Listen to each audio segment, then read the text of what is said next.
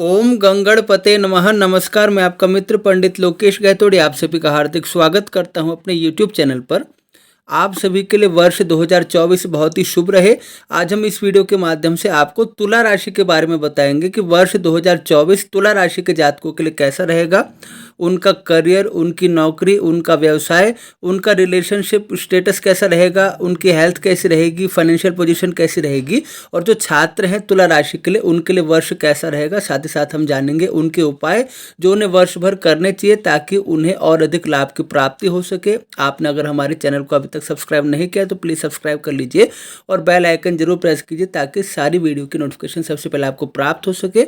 Video में अंत तक बने रहिए, अपनों के साथ इसे शेयर जरूर कीजिए और अपने कमेंट हमें प्रदान कीजिए। चलिए वीडियो आरंभ करते हैं।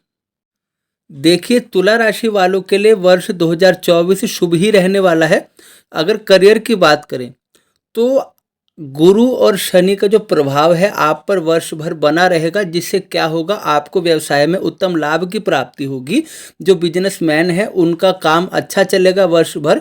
अप्रैल के बाद थोड़ा सा आप ध्यान रखेंगे कि आपके जो गुप्त शत्रु हैं या जो आपसे जलते हैं वो आपके कार्यों में रुकावट डाल सकते हैं। चाहे आप मार्केट में कोई काम करते हैं तो आपके कॉम्पिटिटर्स ऐसा कुछ काम कर सकते हैं जिससे आपको थोड़ा सा लॉस हो, या आप नौकरी भी करते हैं तो कोई ना कोई ऐसा एलिमेंट हो सकता है जो आपकी टांग खींचने की कोशिश करे, आपको परेशान करने की कोशिश करे। तो वहाँ पर आपको सावधानी बरतने की आवश्यकता है। अपना काम ईमानदारी से करेंगे, अपनी चीज़ें क्लियर रख के चलेंगे और अपनी वाणी पर संयम रखेंगे तो आपको सफलता की प्राप्ति होगी। क्योंकि जो राहु का प्रभाव है अंततः विजय आपको प्राप्त होगी और सफलता आपको मिलेगी, लेकिन उसमें आप अगर उलझे रह जाएंगे तो उतनी अधिक प्रोग्रेस आप नहीं प्राप्त कर सकेंगे। इसलिए अप्रैल के बाद से आपको थोड़ा सा ध्यान रख के चलने की आवश्यकता है कि आप अपने व्यवहार को और अधिक संयमित करें। और चाहे आप बिजनेस करते हैं, चाहे आप नौकरी करते हैं, सबके साथ आप एक अच्छा रिलेशनशिप बनाकर चले। ओवरऑल राहु आपको विजय दिलाएंगे, लेकिन अप्रैल तक का समय आपके लिए ठीक है। अप्रैल के बाद आपको थोड़ी सी सावधानी रखने की आवश्यकता है।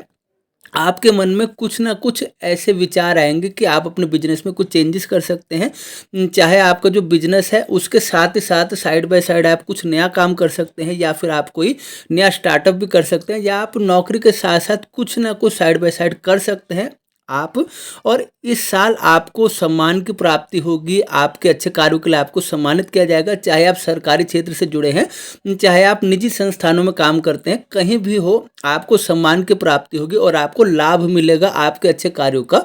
और जो आपने अपने संस्थानों को अर्जित करके दिया है उन सब का आपको लाभ मिलेगा। जो लोग विदेश से जुड़ा हुआ कोई भी इस साल सपना देख रहे हैं, चाहे आप विदेश से जुड़ के कोई काम करना चाहते हैं, विदेश में आप जाके सेटल होना चाहते हैं, या फिर आप कोई ऐसी असाइनमेंट लेना चाहते हैं कि आप यहाँ बैठे बैठे विदेश से जुड़ा हुआ कोई कार्य कर सके, उसमें भी आपको सफलता दिखाई दे रही है और मान सम्मान की आपको प्राप्ति दिखाई दे रही है। कुल मिला के बात यही है कि किसी से कड़वा मत बोलिए, रिलेशनशिप सबसे बनाकर चलिए और सबकी मदद कीजिए, अंततः आपको भी मदद की प्राप्ति होगी। अब रिलेशनशिप स्टेटस की आपकी बात कर लेते हैं कि कैसा आपका रिलेशनशिप स्टेटस रहने वाला है। तो आपको अपने भाइयों का सहयोग प्राप्त होगा और आपके परिवार में मधुरता बढ़ेगी। अगर कोई ऐसी कटुता थी, कोई परेशानी थी, तो उसमें आपको राहत मिलेगी। जीवन साथी का आपको सहयोग मिलेगा, चाहे आप तुला राशि की स्त्री हैं चाहे पुरुष है, आपको अपने जीवन साथी का साथ मिलेगा। वो आपको हर समय सहयोग करेंगे, कोऑपरेट करेंगे। और जो लोग अविवाहित है तुला राशि के जातक, उनका विवाह हो सकता है, उनका विवाह होगा, ऐसे चांसेस दिखाई दे रहे हैं। और जो लोग संतान प्राप्ति की कामना रखते हैं उनके लिए भी समय शुभ है, उनके घर संतान का आगमन हो सकता है, आपके घर में सुख शांति रहेगी। लेकिन अप्रैल के बाद थोड़ा सा आपकी जो संतान है उनकी पढ़ाई पर इफेक्ट पड़ सकता है, मानसिक शांति पर उनकी इफेक्ट पड़ सकता है। तो आप उनकी जो देख रेख है भली प्रकार से कीजिए और उनकी पढ़ाई पर, उनकी मानसिक शांति पर किसी प्रकार का प्रभाव न पड़े। तो अप्रैल के बाद इस चीज़ का भी आपको ध्यान देना है। और आपकी संतान के लिए समय शुभ है और अपने परिश्रम के बल पर वो सफलता प्राप्त करेंगे, जिससे आपका मन प्रसन्न रहेगा और आपके परिवार में ओवरऑल सुख शांति रहेगी। लेकिन बीच बीच में ऐसी थोड़ी छोटी छोटी घटनाएं होती रहती है जिससे आप थोड़ा सा दुखी हो सकते हैं, परिवार में कलह हो सकता है, तनाव हो सकता है। तो इसके लिए आपको चाहिए कि आप सबकी बातों को सुने और सबकी जो समस्या है उनका आप निदान करने की कोशिश करें, उनका सॉल्यूशन ढूंढने की कोशिश करें और आप सबके लिए जिए। सबके लिए जिएंगे तो आपके परिवार में आप ही वो प्रमुख शक्ति है जो पूरे परिवार में एकता स्थापित कर सकते हैं। इस बात का आप ध्यान रखिए। ओवरऑल देखा जाए तो आपके लिए रिलेशनशिप वाइज भी समय शुभ है। जो लोग अविवाहित हैं उनके विवाह का योग दिखाई दे रहा है। जो लोग पहले से विवाहित हैं उनका दाम्पत्य जीवन सुखी रहेगा। थोड़ा सा संतान की स्वास्थ्य और शिक्षा के बारे में कहा मैंने, उसका आपको ध्यान रखना है। और आपकी हेल्थ की बात करते हैं तो आपकी हेल्थ तो ठीक रहेगी, लेकिन जो मौसम जनित बीमारी होती है, यानी जो मौसम बदलता है तो बीमारी होती है, उससे आप बीच बीच में प्रभावित हो सकते हैं। लेकिन आप अच्छे खान पान से और बेहतर दिनचर्या से आप उससे छुटकारा पा सकते हैं।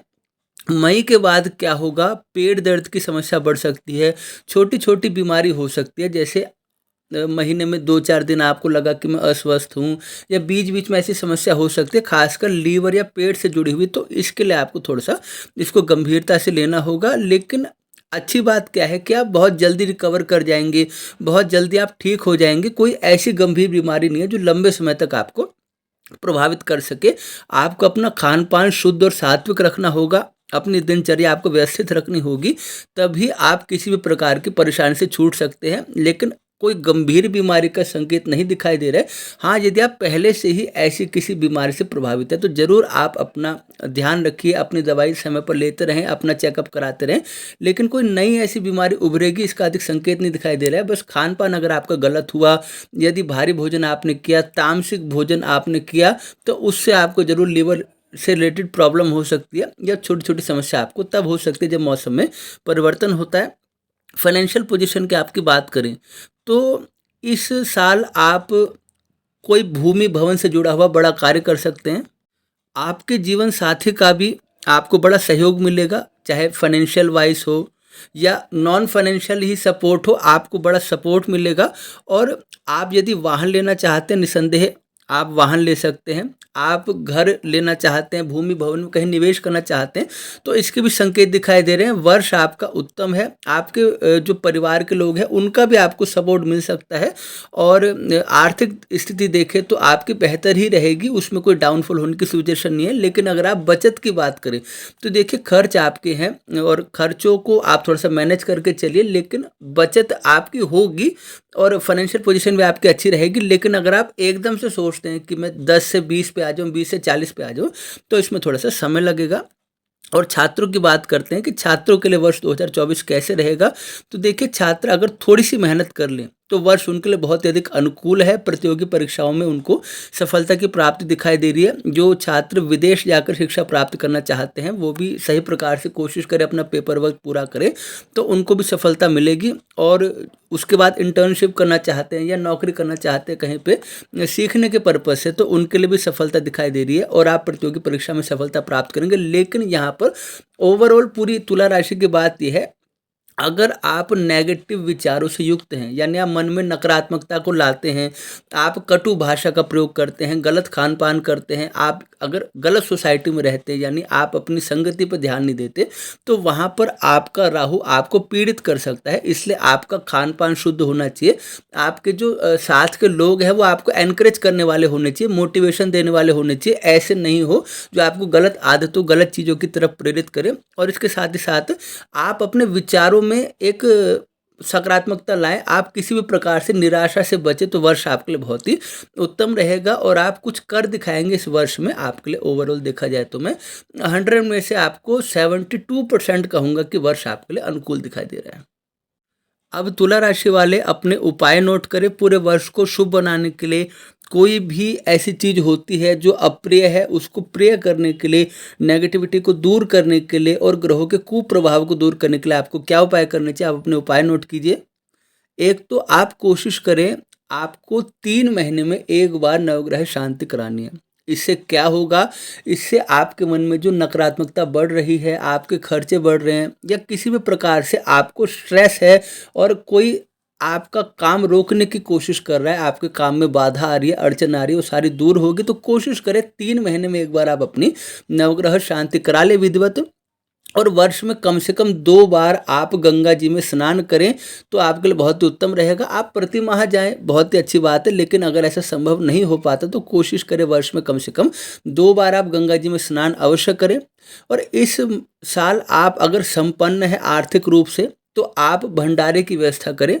जब भी आपको मौका मिले आप भोजन पानी के लोगों के लिए व्यवस्था करें, और यदि ऐसा नहीं हो पाता तो जितनी आपकी सामर्थ्य है, जितनी आपकी शक्ति है, उसके अनुसार आप ज़रूरतमंद लोगों के भोजन पानी की व्यवस्था करेंगे, उनको भोजन कराएंगे, तो आपको बहुत अधिक पुण्य की प्राप्ति होगी और इससे आपको बहुत ही अधिक मानसिक रूप से भी आप स्वस्थ रहेंगे, शारीरिक रूप से भी आप स्वस्थ रहेंगे और आपके बिगड़े हुए कार्य भी बनेंगे। इस वर्ष शुक्र ग्रह का जाप करना आपके लिए बहुत ही उत्तम रहेगा, और अगर आपकी सामर्थ्य है तो आप जितनी बार भी चाहें शुक्र ग्रह का जाप कर सकते हैं। बाकी कम से कम आप 21,000 की संख्या में शुक्र ग्रह का अनुष्ठान है, जाप है, अवश्य करें।